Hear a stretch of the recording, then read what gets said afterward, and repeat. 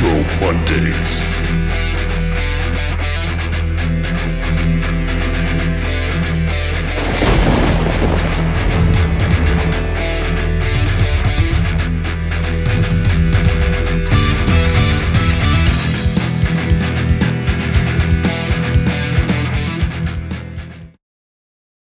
Hey, what's happening, gamers? Welcome back to another Retro Monday, where the goal of the show is, of course, to turn your Monday into a fun day. Yay! I'm not gonna lie, I love me some hockey action and the games over the years. Since Ice Hockey on the Nest dropped, I've been hooked, and that game was fun! Well, you see where I'm going with this, right? It's fun. Still, there did exist some bad hockey games too. One such game, Nhl Stanley Cup, also known as Nintendo Super Hockey, was actually created by Nintendo, and it's, well, crap. I know, right? Pretty shocking. Unlike other company-produced games, though, Nintendo was able to get the consent of the NHL. Because of this, real teams actually appear in this game. Even the addition of the Florida Panthers and my childhood favorite, the Mighty Ducks of Anaheim. However, while this game was okay with the NHL, it was not a-okay with the NHLPA. Still, the famous players appear, and so do their traits. Their names are just absent. Now, Stanley Cup consists of 3 modes: Exhibition, Season Play, and Best of 7, as well as an option menu and being able to play the game with a second player. Alrighty, so this game emulates real hockey, I suppose. Players go down the court and the object is to get a goal on the other team. Whoops, let's try that again. Okay, this time for sure. Oh, come on! What made the gameplay different is Nintendo mapped out all the buttons to do a different shot or defensive move. Likewise, these were used for brutal attacking measures against the other team. Going with what was hot for Nintendo at the time, this game was made using the impressive Mode 7 technology. So this game mimicked three-dimensional hockey, well before it became the norm.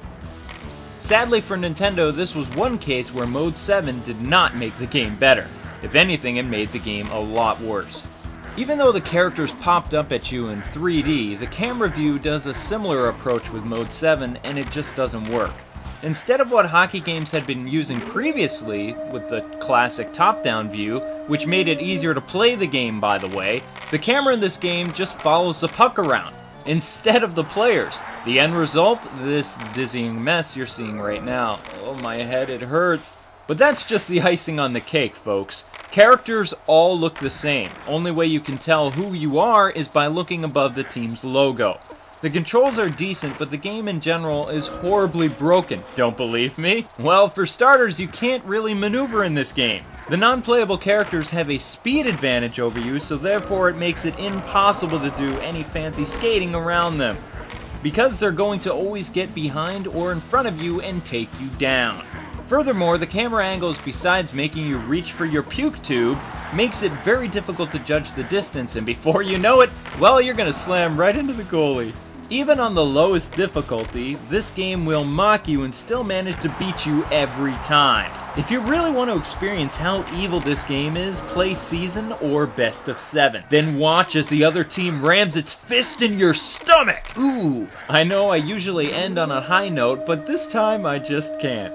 The music is so annoying and severely lacking in this game. Sound effects remind me of an old constipated guy at a roller rink. The crowd is a collective of emotionless drones and really adds to me loathing this game even more. Just so you know, there is a way to actually get easy goals in this game. How do you do it? By exploiting 2 glitches, of course! When you shoot in between the blue lines here, this is more likely for you to get a goal, rather than you actually trying to get a goal the regular way. But the guaranteed way to shred 99's all-time scoring record is to make your way to this red circle, use the power shot off the wall, then wham bam, thank you man, that's the game! How on earth did they get this game through beta? I mean, wow. While I do have memories of this game and said this game was fun, as I recall how we played this game, we weren't very good at it. In fact, my sister and I just had random nonsense of using our goalies to knock over other players and score from across the way using the goalie.